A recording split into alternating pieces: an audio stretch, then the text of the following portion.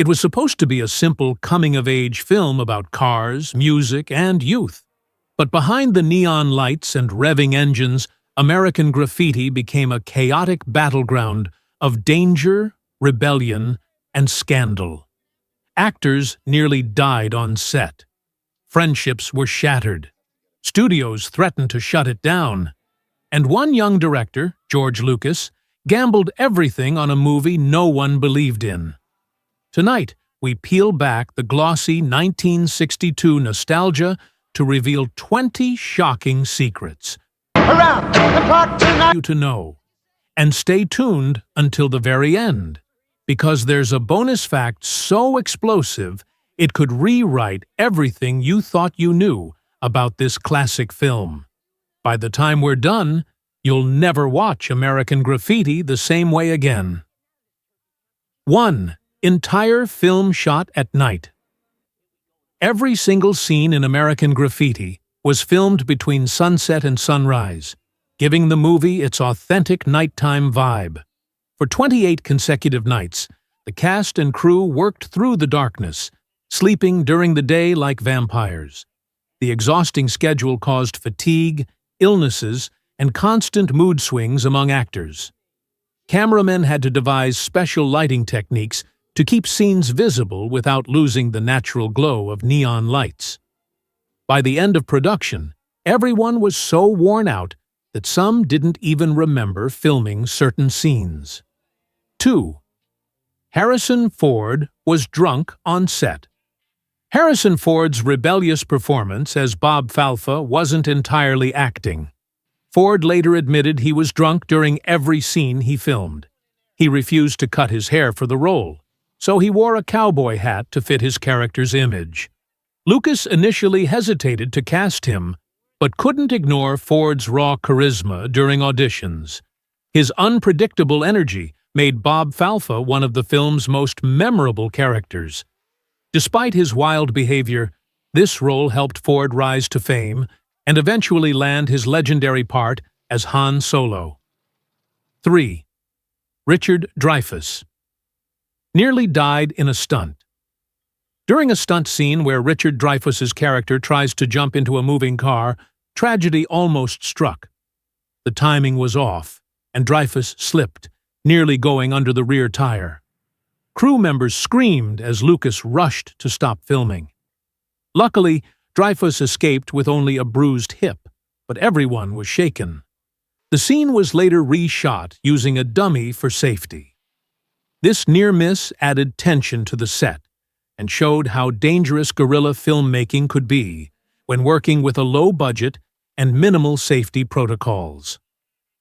4. Spielberg saved it from TV release. Universal executives originally thought American Graffiti would flop. They considered releasing it as a cheap made-for-TV movie instead of a theatrical release. George Lucas was heartbroken, fearing his dream project would never reach audiences. Steven Spielberg and Francis Ford Coppola stepped in, convincing the studio that it had blockbuster potential. Coppola even threatened to buy the film himself. Thanks to their intervention, Universal gave the film a proper theatrical release. The gamble paid off, and American Graffiti became a massive box office success and cultural phenomenon. 5. Yellow 32 Ford Coupe.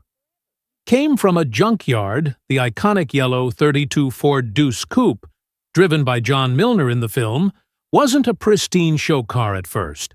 It was discovered rusting in a junkyard and barely roadworthy. The production team rebuilt it from scratch, customizing it with a lowered frame and roaring V8 engine. With no seat belts or modern safety features, it barely passed inspections. After the movie's success, the car became legendary, inspiring countless replicas. Today, it's considered one of the most recognizable and beloved hot rods in cinema history. 6. Paul Le Mat broke a nose in a fight. Tensions on set occasionally boiled over, especially during long, grueling night shoots. Actor Paul Le Mat, who played tough guy John Milner, got into a heated argument with another cast member during a break. The fight quickly turned physical, and LeMat reportedly punched the actor, breaking his nose. The incident was kept quiet to avoid studio interference, but it caused lingering friction among the cast. Ironically, LeMat's volatile energy made his performance as the hot-headed Milner feel even more authentic and intense on screen. 7. Lucas almost got fired. George Lucas was a young, relatively unknown director when he started American Graffiti. Universal executives didn't trust his minimalist directing style and even considered firing him during production. They thought he wasn't shooting enough traditional coverage or guiding actors properly. Lucas's vision was misunderstood, but Francis Ford Coppola, serving as executive producer, stepped in to protect him. Coppola even threatened to personally buy the film if Universal interfered further. Without Coppola's support, Lucas might have been removed, and his career, including Star Wars, might never have happened. 8. Police shut down. Filming in San Rafael, California, caused chaos for local residents. The roar of engines, blaring 1960s rock music, and constant street closures frustrated the community. Police were called numerous times, and on one particularly bad night, they revoked the filming permit entirely, shutting down production. Lucas and his crew scrambled to find alternative locations and eventually moved to Petaluma. Ironically, the same film that featured bumbling movie cops faced real-life policing issues nightly. Every shoot was a gamble between capturing magic or being forced to pack up. 9. Original title. Was different before it became American Graffiti. The movie had a very different title. Another Quiet Night in Modesto. George Lucas loved the name because it reflected his personal memories of youth. However, Universal executives hated it, claiming it was boring and wouldn't attract audiences. After many debates, someone suggested American Graffiti, symbolizing the messy, rebellious marks left by teenagers. Lucas reluctantly agreed, and the unusual title became iconic. Ironically, the very name he resisted helped make the movie stand out and become a pop culture landmark. 10. Wolfman Jack refused to appear at First Wolfman Jack, a legendary DJ and symbol of youth rebellion, originally refused to appear on camera in the film. He believed his mystique relied on being a mysterious voice on the radio. Lucas initially agreed, planning only to use his voice. However, during production, Lucas convinced him to film a surprise cameo. The resulting scene, where Richard Dreyfuss's character meets him face-to-face, became one of the film's most memorable moments. It beautifully blurred the line between myth and reality, leaving audiences with a heartfelt surprise. Faventures. Trendy's film to first, the film's unforgettable ending, revealing the characters' futures, was shot before the main production began. Lucas feared the movie might get cancelled halfway through filming due to budget issues. By shooting the epilogue first, he ensured there would at least be a completed story. This ending shocked audiences, showing the sudden, harsh realities awaiting the characters, like death in Vietnam and failed dreams. The bittersweet conclusion elevated the movie beyond a simple nostalgic tale, giving it emotional depth and cementing its place in cinema history. 12. Lucas fought opening credits. George Lucas envisioned American Graffiti beginning without traditional opening credits. He wanted the audience to feel instantly immersed in the world of neon lights, engines, and rock music. Universal executives strongly disagreed, insisting on the standard format. After intense back and forth, they reached a compromise. Credits would roll only after the opening diner scene. This small victory allowed Lucas to experiment with storytelling, later influencing his decision to open Star Wars with its iconic scrolling text, rather than traditional credits. 13. Shot mostly without permits. Lucas operated on a tight budget and often couldn't afford official permits for filming. Many scenes were shot guerrilla style, with cameras hidden in vans and lighting disguised as street fixtures. If police approached, the crew would scatter and regroup later. Some background pedestrians didn't even know they were being filmed. This rebellious approach gave the movie its raw, documentary-like realism. It captured the energy of real streets and youth culture, even though every shoot carried the risk of being shut down or fined by authorities. 14. Music cost more than the film. The movie's incredible soundtrack featured nearly 50 classic rock songs. Licensing them was a massive challenge because each song required separate negotiations. The total cost reached $90,000, exceeding the film's actual production budget of $77,000. Lucas fought to keep the authentic tracks, believing they were essential to the story's nostalgic atmosphere. The gamble paid off. The soundtrack became a bestseller and later inspired other films to use popular music as a central storytelling tool, proving the power of music in shaping movie experiences. 15. Ron Howard didn't want the role. Ron Howard initially hesitated to join the cast because he feared being typecast after his wholesome image as Opie on The Andy Griffith Show.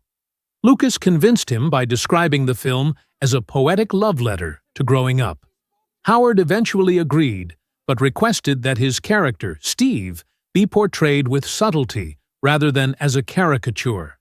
His nuanced performance not only impressed audiences, but also inspired Howard to pursue directing later in life.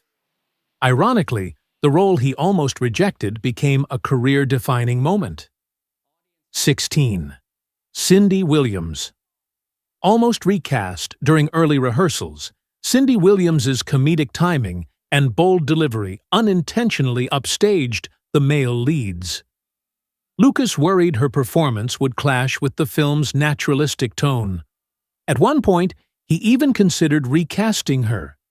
Instead, he decided to rewrite some of her lines, focusing more on emotional realism. Williams adapted perfectly, and her performance became one of the emotional anchors of the film. Ironically, the actress who was nearly replaced later became a comedy icon on the hit TV show Laverne and Shirley. 17. Ford's car caught fire. In the climactic drag race scene, Harrison Ford's Chevy unexpectedly caught fire during filming. Flames shot up through the hood, sending the crew scrambling with extinguishers. Fortunately, no one was hurt, and the car was repairable. Lucas even kept parts of the real fire footage in the final cut to enhance the drama. The incident added genuine danger to the film's climax, perfectly symbolizing the chaotic, unpredictable energy of both the story and the low-budget production process itself. 18. Suzanne Summers' line. Nearly cut. Suzanne Summers appears briefly as the mysterious blonde in The White Thunderbird, mouthing the words. Universal executives wanted to cut the line, claiming it was too vague. Lucas fought to keep it, believing the mystery of her character captured the fleeting, unspoken dreams of youth. In the end, he won the battle. That single line, barely audible, became one of the film's most haunting and discussed moments, propelling Summers into stardom and sparking endless debates among fans about its meaning. 19. Cast forced to cruise in character. To create authentic chemistry, Lucas instructed the cast to live like their characters off set. Each night, they drove their actual movie cars around town in character. Richard Dreyfuss had to play the awkward outsider, while Harrison Ford roamed the streets blasting rock music in his black Chevy. Locals believed they were real troublemakers.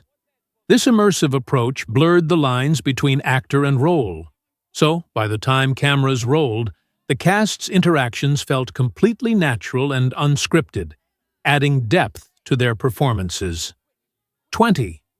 Lucas made millions from rights. George Lucas only received a flat fee of $20,000 for directing the film, but he cleverly negotiated to keep merchandising and sequel rights. Universal executives, thinking the film would flop, happily agreed. When American Graffiti became a surprise hit, Lucas earned millions from re-releases, home video, and merchandise. This deal set the foundation for his future Star Wars empire. It proved Lucas's business savvy and forever changed Hollywood, showing the incredible financial power of owning intellectual property beyond just box office returns. Bonus fact: Spielberg saved the film. After seeing the first cut of American Graffiti, Universal executives were horrified. They thought it was slow, weird, and unlikely to make money, so they planned to dump it as a TV movie with little promotion. George Lucas was devastated, believing his passion project would disappear into obscurity. Then Steven Spielberg watched the rough cut and immediately recognized its potential. He told Universal, "This is your Easy Rider." Release it in theaters. Francis Ford Coppola also threatened to buy the film himself. Their combined pressure forced Universal to change course. The movie got a proper theatrical release, went on to earn over $140 million, and became a cultural touchstone. Without Spielberg and Coppola's intervention, American Graffiti might never have become the classic that launched George Lucas's career and paved the road for Star Wars.